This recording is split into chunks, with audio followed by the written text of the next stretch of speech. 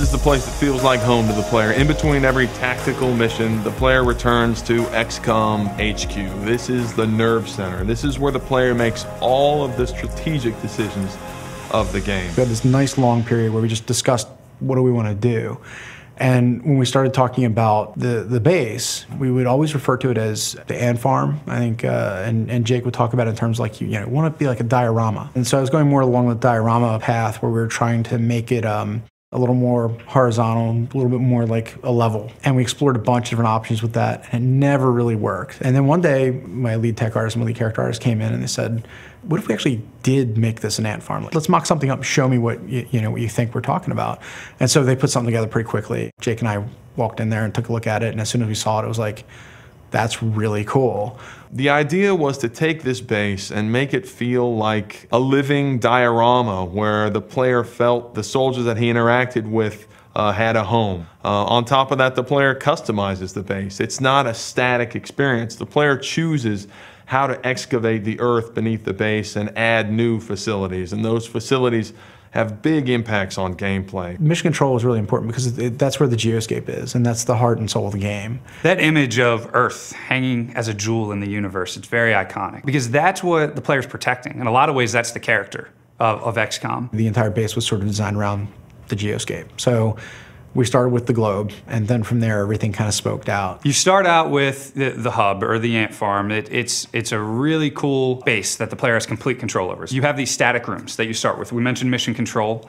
Then you also have engineering. You can build things like med packs, you can build all kinds of weapons, different armors, satellites, which you can then deploy on mission control to have a better view on the world and protection on the world. There are the laboratories. The player can build these out and really speed up the rate at which research progresses. Then you have the barracks, and this is where you do the promotion of your soldiers and the customization of your soldiers. We have the officer training school, and that gives big squad-wide tactical benefits to your soldiers. Then you have the hangar, which is another static facility, and that's where you manage your interceptor jets and give them different weapon loadouts. You can even eventually upgrade the interceptor itself. There are workshops, which also speed up the rate that manufacturing progresses. So those are the static rooms that you're going to see in the beginning of the game, and this is just the tip of the iceberg. You can then excavate deeper and add dozens of different room types below these static rooms. We have the Foundry, which is an upgrade center for, you can upgrade how your weapons work. You can create all new items for your soldiers to use. It's sort of like the one-stop upgrade center for your troops. You can capture a live alien and place them in the alien containment facility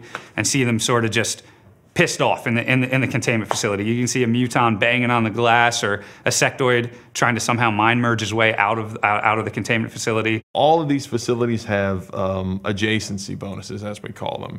It really matters not only what you build, but where you build it. Certain facilities get bonuses for being built next to each other. You may get rebates on materials if all your workshops are built together, or you may get more power out of your power generators if they're built horizontally. The way you build your base definitely has an effect on your play style, on the way that the game progresses. If you really want to research items quickly, if you have a lot of things exposed in the tech tree and you want to study all these different artifacts, you may want to build a lot of laboratories. When you defeat aliens, you're going to bring back resources to your base, right, from the mission. So then you can bring these resources to the scientists in the science lab. Science labs is the first room that players will probably learn about. They can bring these resources that they got on the battlefield, might not know exactly what they are, but this is sort of where the magic of the tech tree unfolds, and you can start researching these different things from combat. Eventually, as you research them, you'll then be able to build these items in engineering. At the same time, if you want to build a lot of new armors, a lot of new weapons for your troops, if you want to outfit your soldiers, you may want to focus on workshops. It's always this trade-off. Those who really want to excel tactically, you're going to want the officer training school immediately. But when you spend money there, you're not spending money in the Foundry to upgrade the different vehicles, the different weapons and armor. And in true XCOM fashion, you're not going to build every one of these things. You simply can't. So you sort of have to focus and specialize, and you're never going to have enough money or enough manpower or enough power or enough space to build all these facilities at once. So every time you play, it's sort of this different mix of facilities, and that can change the way the game progresses.